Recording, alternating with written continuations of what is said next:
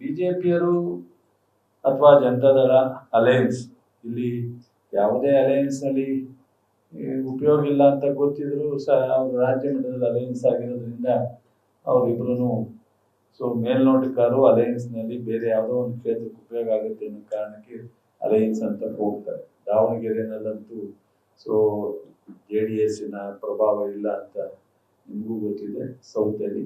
ಅದೆಲ್ಲರಿಗೂ ಗೊತ್ತಿರ್ತಕ್ಕಂಥ ವಿಚಾರ.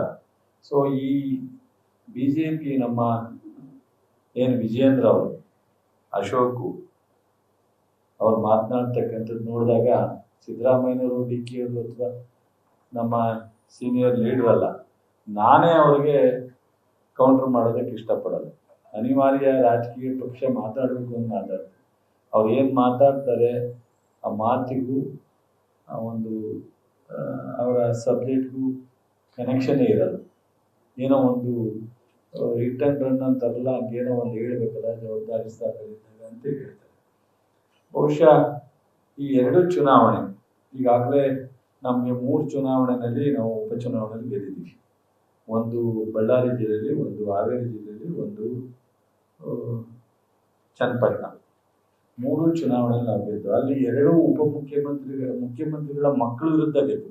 ನಮ್ಮ ಕ್ಷೇತ್ರ ಅಲ್ಲ, ಬಳ್ಳಾರಿ ಮಾತ್ರ ನಮ್ಮದು, ಹಾವೇರಿನಲ್ಲಿ ನಮ್ದಲ್ಲ, ಸಿಗ್ಗಾವಿನಲ್ಲಿ, ಚನ್ನಪಟ್ಟಣದಲ್ಲೂ ನಮ್ದಲ್ಲ. ಅಲ್ಲಿ ಕುಮಾರಸ್ವಾಮಿ ಅವ್ರ ಮಗ, ಅಲ್ಲಿ ಕುಮಾರಸ್ವಾಮಿಯವರೇ ಗೆದ್ದು ಶಾಸಕರಾಗಿದ್ದಂಥ ಕ್ಷೇತ್ರ ಅವ್ರ ಮಗನ ಬಿಟ್ಕೊಟ್ರು, ಅದನ್ನು ನಾವು ಗೆದ್ದು. ಇಲ್ಲಿ ಬಸವರಾಜ ಬೊಮ್ಮಾಯಿಯವರು ಮುಖ್ಯಮಂತ್ರಿಯಾಗಿ ಅವ್ರು ಗೆದ್ದಿದ್ರು, ಅವ್ರ ಕ್ಷೇತ್ರನೂ ಸಹ ಮಗನಿಗೆ ಕೊಟ್ಟಿದ್ರು, ಅದನ್ನು ನಾವು ಗೆದ್ದಿದ್ವಿ.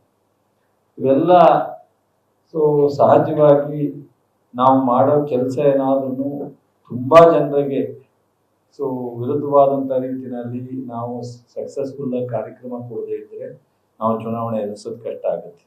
ಈ ಒಂದು 3 ವರ್ಷ ಒಂದ್ ಕಡೆ ಇವತ್ತು ಪತ್ರಿಕೆಯಲ್ಲಿ ನೋಡಿದೆ, ಅವ್ರ ಭಾಷಣ ಎಲ್ಲ ವಿರೋಧ ಪಕ್ಷರು ಎಲ್ಲರೂ ಮಾತನಾಡಿರೋದು, ಇನ್ಕ್ಲೂಡಿಂಗ್ ಸೋಮಣ್ಣ, ಜೋಶಿಯವರು, ಕುಮಾರಸ್ವಾಮಿಯವರು, ವಿಜೇಂದ್ರ ಅವರು, ಅಶೋಕ್, ಎಲ್ಲರೂ ಮಾತನಾಡಿರೋದು ಯಾವುದು ಸಹ ಸತ್ಯಕ್ಕೆ ಹತ್ರವಾದ್ದು ಅಥವಾ ವಾಸ್ತವವಾದಂಥದ್ದು ಏನೂ ಮಾತಾಡಿ. ಲೂಟಿ ಸರ್ಕಾರ ಅಂತಾರೆ, ಇಲ್ಲ ಈ ಸರ್ಕಾರಕ್ಕೆ ಕಿತ್ತೊಗಿಬೇಕು ಅಂತಾರೆ. ಕಾಂಗ್ರೆಸ್ಸನ್ನ ಏನು ಕಿತ್ತೊಗಿಯಕ್ಕೇನು ಇದು ಯಾವುದು ಎದುರ್ಗಿ ಗಿಡನ ಎಂಥದ್ದು, ತುಂಬೆ ಗಿಡನ ಇದು? ಏನು ಮಾತಾಡ್ತಾರೆ ಕುಮಾರಸ್ವಾಮಿಯವರು ಅನ್ನೋದನ್ನ ನನಗೆ ಗೊತ್ತೇ ಆಗ್ತಾ ಇಲ್ಲ.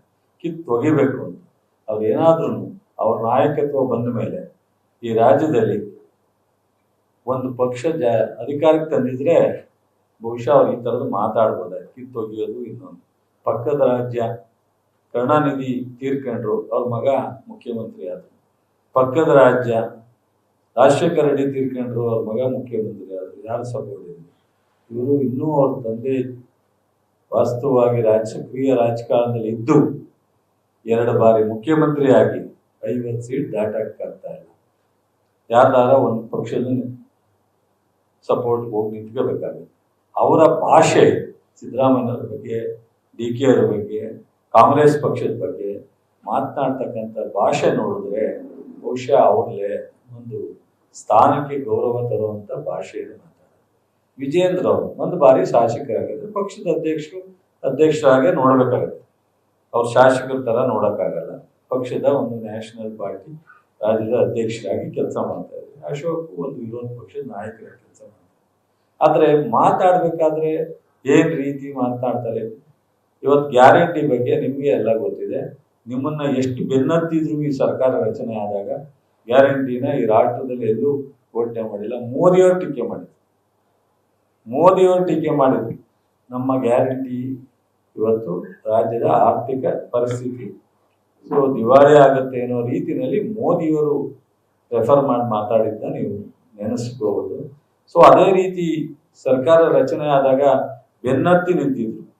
ಅವ್ರು ಬೆನ್ನತ್ತಿ ನಿಂತ ಸಂದರ್ಭದಲ್ಲಿ ಮಾಡ್ಲಿಕ್ಕೆ ಸಾಧ್ಯ ಆಗಲ್ಲ ಅಂತ ಮಾಡಿದ ಮೇಲೆ ಇದರಿಂದ ಅಭಿವೃದ್ಧಿಗೆ ಹಿನ್ನಡೆ ಆಗುತ್ತೆ ಅಂತ ಹೇಳಿದ್ರು.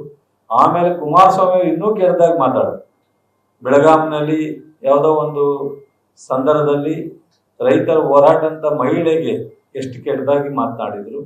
ಅದಾದ್ಮೇಲೆ ಗ್ಯಾರಂಟಿ ಕೊಡೋದ್ರಿಂದ ಹೆಣ್ಮಕ್ಳು ದಾರಿ ತಪ್ತಾರೆ ಏನು, ಅದರ ಅರ್ಥ ಏನೆಲ್ಲ ಆಗುತ್ತೆ ಅಂತ ಇವತ್ತು ನಾವು ನೆನೆಸ್ಕೋಬಹುದು. ಇಂಥ ಒಬ್ಬ ಸಂಸ್ಕಾರ ಇಲ್ಲದಲೇ ಮಾತನಾಡ್ತಕ್ಕಂಥವ್ರು ನಮ್ಮ ರಾಜ್ಯದಲ್ಲಿ ನಾಯಕರು ಅಂತೇಳಿ ನಾವೇ ಹೇಳ್ಕೋಬೇಕಾದಂಥ ದುರ್ದೈವ ಪರಿಸ್ಥಿತಿ ನಮಗೆ ಬಂದಿದೆ. ಈ ಒಂದು ನಮ್ಮ ವಿಜೇಂದ್ರ ಅವ್ರಿಗಾಗಲಿ ಅಶೋಕ್ ಆಗಲಿ ಯಾವುದನ್ನು 4-5 ಪತ್ರಿಕೆ ನೋಡಿದೆ, ಎಲ್ಲರೂ ನಾವು ಹಿಂದೆ ಇಂಥ ಕಾರ್ಯಕ್ರಮ ಕೊಟ್ಟಿದ್ದು, ಅದರಿಂದ ರಾಜ್ಯಕ್ಕೆ ನ್ಯಾಯ ಸಿಗ್ತಾ ಇತ್ತು, ಸಾರ್ವಜನಿಕರಿಗಿಂತ ಸಮಾಜಕ್ಕೆ ನ್ಯಾಯ ಕೊಟ್ಟಿದ್ದು, ಈ ಗೌರ್ಮೆಂಟ್ ಬಂದು ಅವರಿಗೆ ತಪ್ಪಿಸಿದ್ರು ಅಂತ ಹೇಳೋದಿಲ್ಲ, ಅಥವಾ ಮುಂದೆ ನಮ್ಮ ಸರ್ಕಾರ ಬಂದರೆ ಇಂಥದ್ದು ಕೊಡ್ತೀವಿ ಅನ್ನೋದಿಲ್ಲ, ಅಥವಾ ಕೇಂದ್ರ ಸರ್ಕಾರದಿಂದ ಕರ್ನಾಟಕಕ್ಕೆ ನಾವು ಈ 2 ವರ್ಷದಲ್ಲಿ ನಾವು 5 ಜನ ಮಂತ್ರಿಗಳಿದ್ದೀವಿ, ಜೋಶಿ, ನಾನು ಅಥವಾ ಶೋಭಾ ಅವರು ಇನ್ನೊಬ್ರು, ನಾವು ಇಂಥದ್ದು ಮಾಡಿದೀವಿ ಅಂತಿಲ್ಲ, ಯಾವುದೂ ಇಲ್ಲ. ಒಂದ್ ಕಡೆ ಲೂಟಿ, ಒಂದ್ ಕಡೆ ಸಿದ್ದರಾಮಯ್ಯ ಟೀಕೆ, ಒಂದ್ ಕಡೆ DK ಟೀಕೆ, ಒಂದ್ ಕಡೆ ಸರ್ಕಾರ ಕಿತ್ತೋಗಿ ಇಟ್ಬಿಟ್ರೆ ನೋ ಸಬ್ಜೆಕ್ಟ್. ಅವರಿಗೆ ಮತ ಕೇಳೋದಕ್ಕೆ, ಮತ ಹಾಕೋರಿಗೆ ಯಾವ ರೀತಿ ಮನಸ್ಸು?